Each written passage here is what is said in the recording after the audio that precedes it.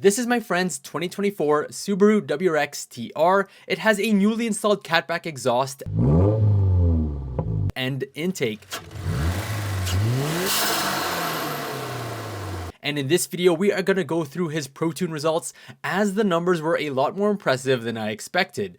And later in the video, we are going to do a quick POV drive where we unleash the power on some back roads.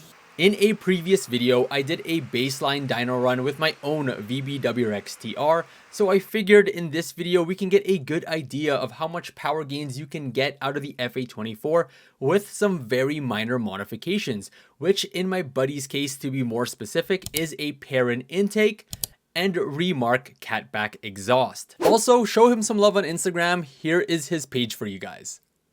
Some background information for you guys before we get into the results. He got his car tuned at the same place I did, Vex Performance. He uses the same gas that I do, 94 Mobile.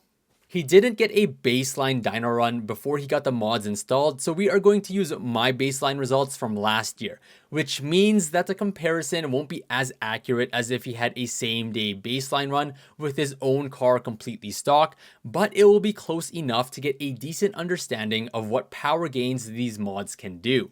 Lastly, I was unable to film the actual dyno run as your boy needs to work a full-time job and I couldn't get the time off. But if you want to see a dyno run, you can check out my own Protune video linked in the top corner.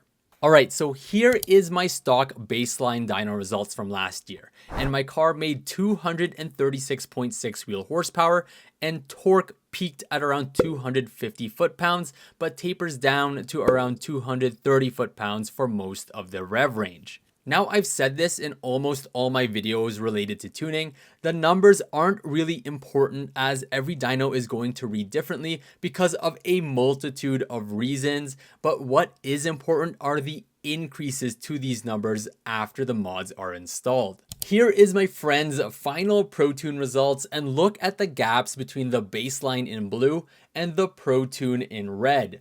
His final peak numbers were 271.8 wheel horsepower and around 320 foot-pounds of torque.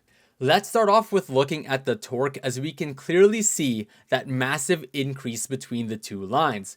So at a little over 3,000 RPM, there is a ridiculous gain of nearly 90 foot-pounds at the wheels, which will make this car feel completely unrecognizable from stock.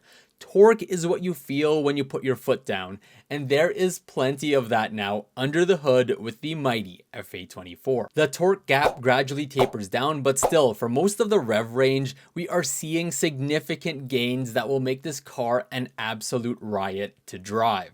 Next up is the horsepower, and the peak gains come out to 35 wheel horsepower.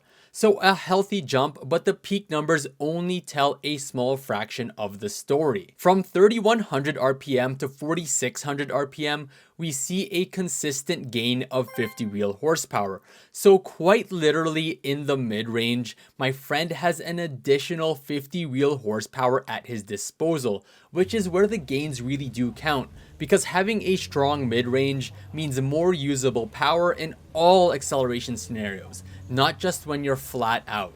While peak horsepower is important for top speed, like on a drag strip, for most people like myself and my friend who use our cars as fun daily drivers, more mid-range punch is very much appreciated for real-world driving scenarios. Alright, so overall the FA24 yet again has proven to be very responsive to modifications plus a tune. In this case, the intake contributed to most of the gains, so if you just added an intake and tuned the car, it would likely produce very similar results. You don't need a tune for a Catback, so the gains attributed to the addition of the exhaust are probably marginal at best. Also, I can't forget to mention that my own car that is pro-tuned on the same dyno with 0 mods produced peak numbers of 244.6 wheel horsepower and 310 foot-pounds of torque. So it's clear that an intake on top of the tune does add power to the VB WRX, as it has been debated back and forth if an intake alone adds power without any other supporting mods. In this case with the VB WRX, the dyno numbers don't lie. So if you are just wanting to get more out of the VB, not only in performance but also sound,